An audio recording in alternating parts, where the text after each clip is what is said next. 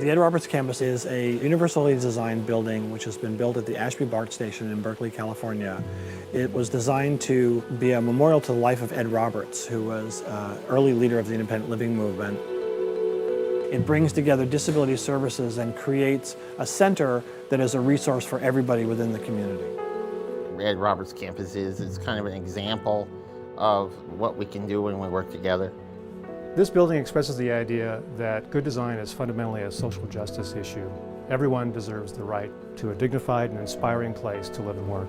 For people with disabilities, the barriers in the built environment have always been a problem.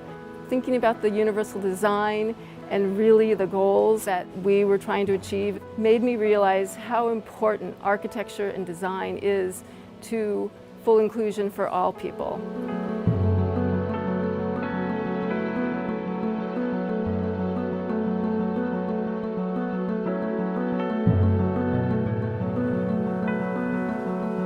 Both the disability community and the broader community are very proud of this facility.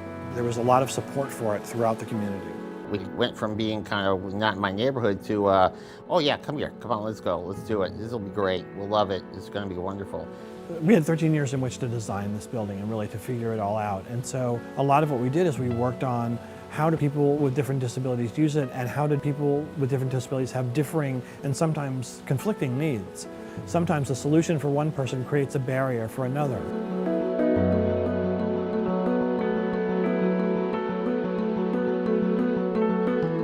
One of the wonderful things about the Ed Roberts campus is there's an open space. I never feel like I've got to wind my way through a bunch of obstacles.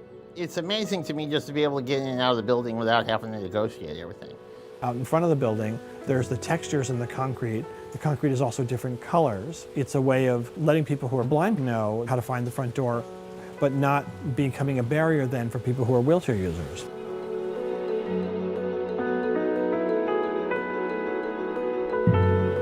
So one of the incredible things about this building is that it brings universal design to a level where it's combining universal design with aesthetics. That's a really important piece of this. It's making universal design something that's not institutional and cold. The concern all along is we didn't want the building to look like a hospital. This building is showing us you can do great things. This can be exciting, it can be a wonderful thing. Being in a place that's a world-class Center on Disability has made us realize that we wanted to do more than we've been doing, do more national programs and really have a bigger impact on our community.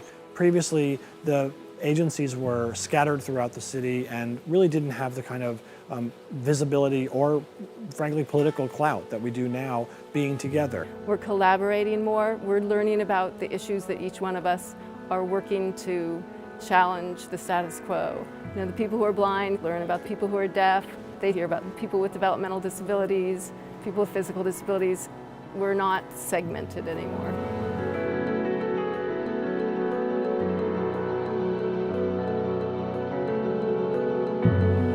I'd like to see universal design get to the point where green design is now. I think universal design is the next strategy that should become part of all design. You can build a universally designed building that's usable by a broad range of people and have it be very beautiful and functional as well. Designers and architects shouldn't think about the code requirements as restraints. They should see how designing for a diverse community is an opportunity to be creative and to open the world for more people. Not everybody is 6 foot. Not everybody is, able-bodied. Not everybody is 35 years old. It's clear that it can be solved. I mean, it got solved. The building has become an icon for the disability community worldwide. Universal design really is good design. It really is making buildings that are functional and that really adapt to the people who are going to be using them, as opposed to having people adapt to the built environment. That's the way it should be.